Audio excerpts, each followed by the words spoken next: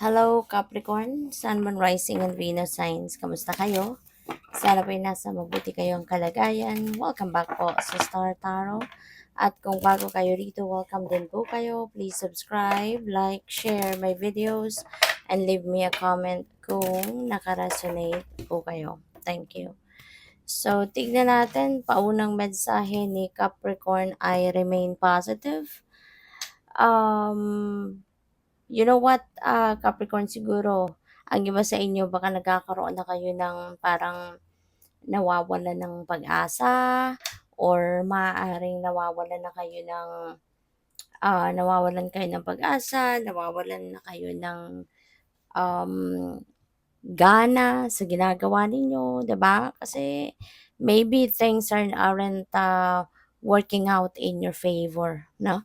Kaya inimbitahan kayo dito na continue to be positive. Just think positive, just project positivity.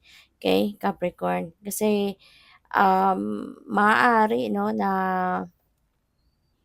may mga nangyayari sa inyo dito sa inyong sitwasyon that doesn't seem like um, positive, 'di ba? Kaya siguro ang iba sa inyo parang ayaw mo na, parang gusto mo nang mag-give up, 'di ba? Parang gano'n. Pero that doesn't necessarily mean na merong problema, merong obstacle kayo na nararanasan, may mga blockages siguro na nararanasan. That doesn't necessarily mean 'no, na wala ng pag-asa, 'di ba? Hindi na magpo-progress or hindi na kayo magtatagumpay or hindi na kayo mag-aano, hindi na kayo ang tawag dito, hindi na kayo magpo-progress, 'di ba? So, kaya ang paalala sa inyo dito, remain positive kasi yung mga problema, yung mga obstacles, parte yan ng buhay natin. That's part of our soul's journey, you know. Kaya that doesn't necessarily mean as well na mayroong obstacle or mayroong nagkakaroon ng slight na problema, kailangan ng tumigil or kailangan ng sukuan, 'di ba? Sometimes it's just a test of faith, 'di ba? Yung gano'n. Kaya 'wag kayong susuko. 'Yan ang paalala sa inyo ngayon ng divine through your angels, no? To remain positive. Okay? Remain positive kasi ano lang 'yan, no? Maaaring test of faith lang sa inyo kung ano ang nangyayari sa inyo sa ngayon. Kaya 'wag kayong susuko. But instead, remain positive. Kasi magbabago din ang inyong sitwasyon for the better.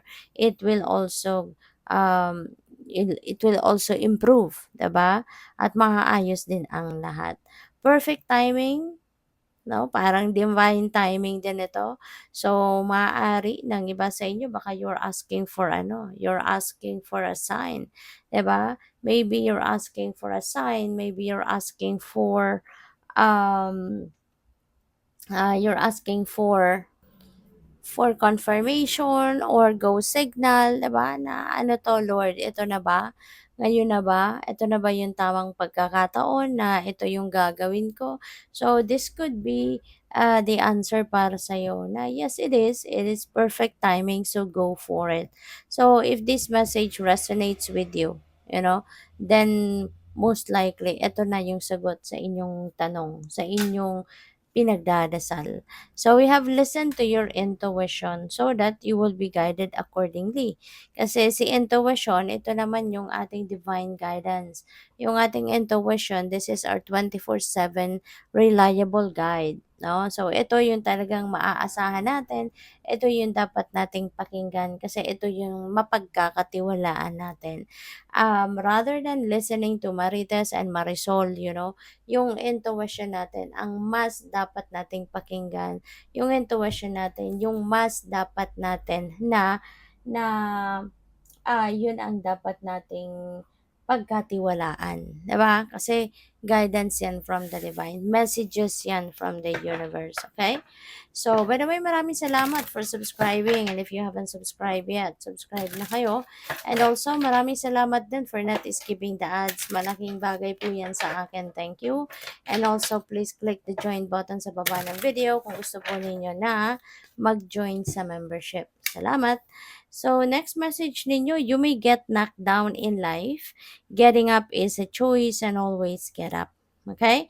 So, kasi normal naman nga sa buhay natin, yung minsan talagang nagfe-fail tayo, 'di ba? May mga pagkakataon sa buhay natin, may mga ginagawa tayo na hindi natin napagtatagumpayan, 'di ba? But, lalo-lalo na tayo mga Pinoy 'no, yung tayong may mga dugong Pinoy, karamihan sa atin talagang tayo ay ang initial reaction natin ay babangon tayo. Tatayo tayong muli, magba-bounce back tayo sa buhay. We always tend to get up regardless kung gaano man kahirap ang buhay, regardless kung gaano man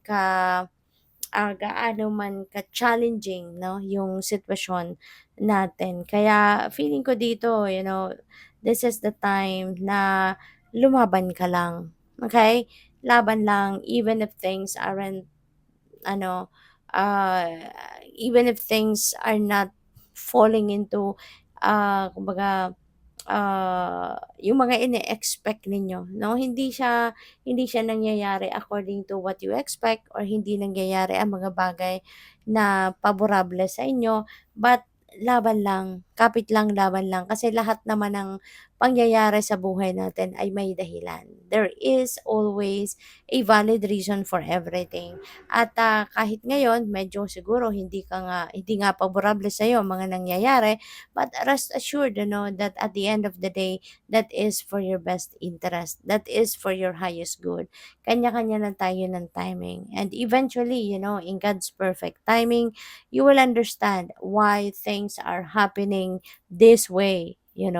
Kaya sige lang, no? Laban lang, have faith, all right? And keep your hope and faith alive. So, life isn't always easy, but a positive attitude mixed with prayer and gratitude will determine how quickly we overcome difficulties.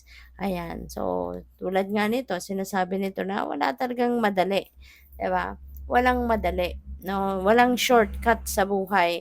Pero kahit ganun pa man, na medyo talagang kailangan nating pagsikapan, kailangan nating pagtrabahuan ang mga bagay-bagay. Even the success, 'di ba? Kailangan nating pagsikapan 'yun eh. We need to work hard in order for us to claim success. Kasi hindi naman yan basta-basta bumabagsak na lang sa lap natin. But you know what? Regardless no, kung kahit gaano man kahirap ang pagdaanan natin, but when you are projecting positive attitude, nagdadasal ka at marunong kang mag-appreciate ng mga bagay, blessings na nangyayari sa buhay mo, mas magiging mabilis no, ang paghahanap mo ng way out sa kahit anumang obstacle or problema. 'Di ba? Mas mabilis mong ma-overcome yung mga difficulties and hardships na pinagdadaanan ninyo when you are projecting positive energy. Okay? So, what else? May your guardian angel watch over you, give you courage and protect you every day. It does. Yung mga guardian angel natin, yan ang laging nandiyan sa atin. Lagi yung nakabantay sa atin. Lagi yung nag-aantay ng tawag natin. Kasi mga guardian angels natin, naka-assign yan sa atin eh, no? Even before we were born, naka-assign na sa atin ng mga yan. Kaya habang tayo'y nandito sa mundong ibabaw, nandiyan dyan yung mga guardian angel natin na laging nagbabantay, laging nagbabantay, laging nakaprotekta sa atin, laging naka nakagabay at nakagwardya sa atin. Okay? Good luck sa'yo. Thank you for watching. Love and light. Namaste.